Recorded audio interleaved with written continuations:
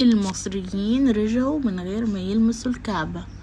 في سنة 1962 خرجت السفينة المصرية مكة من اسكندرية شايلة كسوة الكعبة ومعاها الحجاج المصريين رايحين لأغلى أمنية في حياتهم، الحج. لكن لما وصلت السفينة ميناء جدة الصدمة كانت كبيرة. الملك سعود منع الحجاج المصريين من النزول وهددهم اللي هينزل من السفينة هيتضرب بالنار. رجعت السفينة ورجعت الحجاج ورجعت كسوة الكعبة، بس من غير ما يأدوا الفريضة. كانت لحظة قاسية على مصر اللي بقالها قرون في خدمة الحرمين وبتبعت الكسوة من أيام السلطان قايتباي سنة 923 هجرية. اللي حصل في سنة 1962 أنهى تاريخ عظيم من المحبة والواجب والدين.